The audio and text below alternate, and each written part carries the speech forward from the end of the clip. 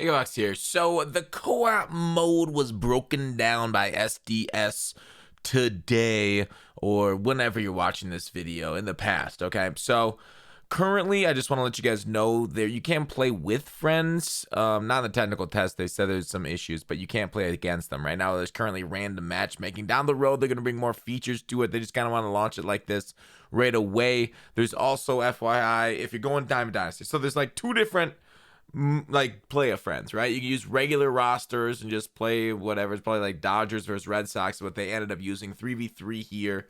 Dodgers versus Red Sox. We'll just go ahead and skip forward.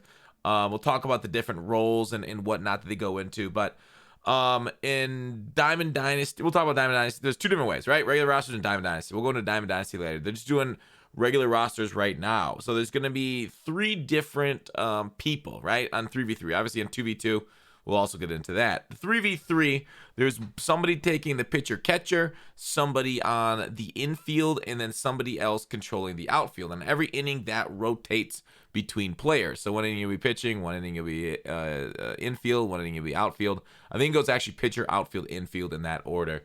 Also with every batter, you'll bat every third batter in the 3v3, 2v2 every other batter. You know what? It makes the sense, right? It's how I would do it. I think it's a good way of implementing it for the different situations. Now let me show you. I do foresee a few little bit of problems here. Like right away, these guys are all supposed to be on the same field at once. So you can see like there's a couple like, frame differences and you'll see that. But the biggest thing I want to point out is one guy, right? The team captain is seeing it at daytime.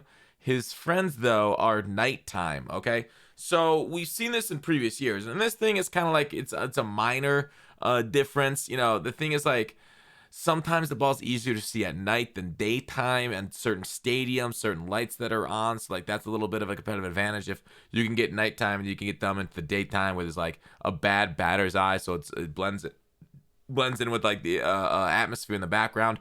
Ship it's also been moved, so it's low elevation now. It won't play as small as it has in the past. The ball won't fly as much. So this desyncing, right? Not only like a couple frames differences between the infield, outfield pitcher, but the difference in the day-night. That can go as extreme last year. Now, this was rare, but it got to an extreme point at some points. Like I said, rare. But you and your opponent were playing at different stadiums. That's how crazy these things were. So, like, in your screen, you'd hit a home run over the fence, and your opponent would basically run through the fence and catch it. I've seen the videos on the MLB subreddit. It's kind of crazy when you see it happen. So now I don't think I ran into that last year at all, but I couldn't watch what my opponents were watching. So maybe it happened. It just never showed up because we never hit that, like, difference in stadiums or something. But anyways, yeah, so we could see some internet, and making players play internet games together is difficult. So this is something that they focused on this year. Definitely take a look at that. Obviously, there's communications. There's either voice chat in game that you can use, or you can use those emojis that just kind of showed. You can see the difference between what the person controlling it's seeing and what the opponent or the people that is playing with them. Do you see how it's a lot more like laggier on the PCI? It makes sense that it's not perfectly next and synced up for every single frame. So that is just something that we're gonna see down the road. It's just something like a unique look that you won't really see outside of this dev stream with like 3 at once, unless you're watching like 3 streams. But those are generally like out of sync anyways, the streams themselves. So that's basically breaking down the mode, right? 2v2, 3v3. It's in the end baseball, right? With rotating positions, rotating at bats. You can basically, when you're pitching, you can also like tell pitchers where to throw the ball. So like you can highlight like, all right, throw the ball, like throw a slider here, and the person that's on the mound can kind of see where you suggest them throwing the ball. They don't have to throw the ball obviously there, but it's just another way of giving feedback to each other. It's kind of neat overall. I think there's some really cool things they implemented here.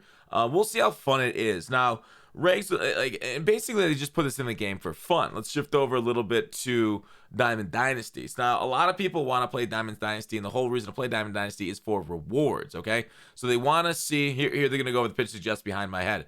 They want to see, and we'll talk about teams and how to select teams in Diamond Dynasty in a second.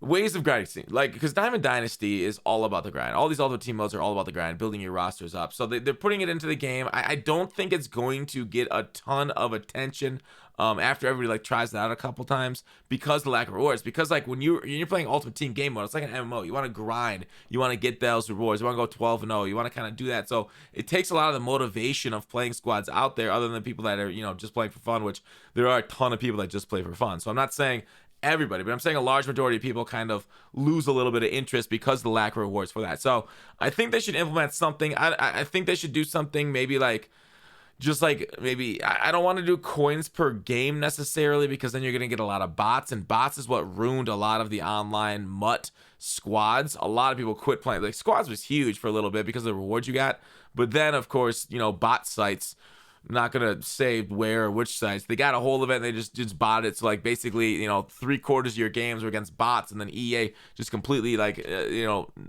brain numbed it, and they forgot to take care of bots for like a year or two, until we started just like pounding them about these things ruining your online ladder board. Like, we tried, and we just finally broke through, and they finally started cracking down on them. And there's still bots in the game, but it's a lot less than it was, because bots are getting banned. And it's a good idea. They put in some bot detection system, which, good for them. So off of bots. So anyways, so it's not a bad idea that it is going with no rewards right away if they can't figure it out, right? They could do some sort of seasons, squad seasons. They could do a similar ladder like they have for World Series. Like, I wouldn't mind it, like, because, fighting bots or coin rewards per game, it's a tough thing. It's like a whack-a-mole. So some way of rewarding players for playing the game mode, maybe with unique cards they can sell, just like 12-0s or World Series, or another system altogether that's just for squads. Some way of doing that, and like, but making sure the bots don't take over the game mode. It's a tough balance line. Like, online gaming is not easy for developers, but that's what the money's for, is to solve these issues with online gaming. So anyways, no rewards, Diamond Dynasty, regular rosters, just playing these things for fun. Let me know what you guys think about that. Are you going to grind it if there's no rewards for it? As for your player suggestions sorry, not suggestions. As for your player selections, let's go to that. Let's fast forward to the player suggestions in Diamond Dynasty. We can go ahead. This is 2v2 now. In 2v2, you will have 6 players each. So I'll be able to pick 6 players from my binder. They'll be able to pick 6 players from their binder. No crossovers. You can't have the same card twice. They're showing off the new card art. They're showing off the new Legends. Howard, I think, is actually going to get out of lineup. Morneau, Mauer. They got pitchers. I didn't see Randy Johnson in this thing, but they also showing off the new Diamond artwork here in a second. It should pop up. But anyway, so each team selects 6 players, or each player selects 6 players from their binders to join. Now, every other player that is not, so there it is. There's the Buxton new Diamond card art. It looks all right. It looks more like a real card, which, I actually don't mind at all. I kind of like the look of it. I like the look of baseball cards themselves over like the more fake, more, I don't know, the big border over Madden stuff. But anyways, so you can select 3 position players, 1 starter, and 2 relievers. That is how you're going to fill out your team for this team play. And that's with 2v2, right? So 6 players. The rest of the roster is filled with silvers. For 3v3, it is 4 players each, 2 position players, 1 starting pitcher, 1 relief pitcher, RP or CP, either one of those, closing, relief. I still don't know why they have those things separated in the binder.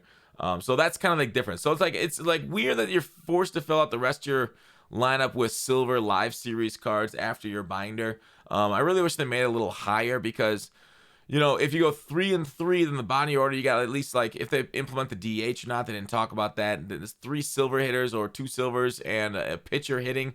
And I don't know. I kind of wanted to get like 1 more at least position player, so that way we wouldn't have to hit with some bums near the bottom of the order. Because that's just like, that's not fun to use cards not my binder. Like in Madden, they allow you 1 player is the offense, 1 player is the defense. You can just bring your whole team into it. So this is kind of more like a drafting mode out of your binder. So that's the game in Diamond Dynasty. I wanted to show you like how they select the starting pitcher. You can show parallels. If you have a card paralleled, your opponent can the player that you're playing with, they can hit with that parallel cards too, and they'll get the plus attributes towards it. So they don't have to have them paralleled. Here's how the potential starters are getting selected. They're just kind of like shuffled a few times. and then you kind of select whichever starter, and it comes up randomly which one you get out of the two. It's a fine system. It's probably not the one I would have designed, but you know what? We'll see how it plays out. I guess it's kind of good because then you don't get the same starter every single game. You get a choice of one of two. Like, the thing is, like, with no rewards, there's gonna be no fatigue. So basically, what I foresee is that you can use the same starters over and over in this game mode, unless they affect your ranked season starters, which would be a interesting choice, because then when you get fatigue back, you can just get fatigue back from this game mode, then go into ranked seasons with the same card over and over at starting pitching. So I doubt that will happen, because the I would say implications, the problems with that down the road. So you will end up facing, it looks like, if you go 2v2, the same two pitchers over and over and over again, since there's no fatigue, so you can select them over and over.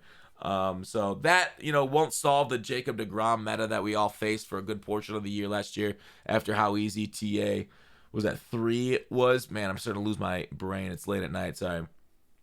So overall, I am hyped. I'm glad they added it. Obviously, everybody wants franchise. Everybody wants franchise update. That's the big thing online.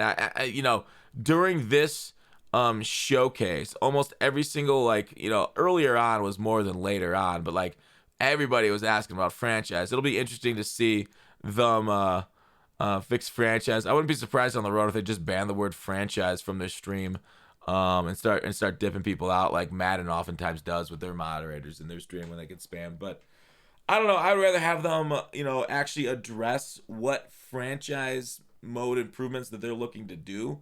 It's sad that they haven't done anything to a beloved game mode. But anyways, that's it. Let me know in the comments if you have any questions. Oh yeah, you can cross-play this with any generation, any console, Nintendo Switch, PS4, PS5, Xbox, Xbox One. I think it's just a huge technical test here. This will be very interesting to see what they are able to end up implementing, and how flawless it'll run with all those systems going and cross-playing against each other, because that's just wild to me that they have that done. So, cross-play. Good luck. We'll get the technical test here with servers turning on and play it ourselves a little bit and see how it plays, or if it's janky or not. But it is really kind of like a beta, so it's hard to really tell the full-on game mode, because it's got about 2 months to launch, month and a half to launch. So that's the video. Thanks for watching. Please like and subscribe. It really helps out the channel. I will see you guys tomorrow. Good luck on the technical test.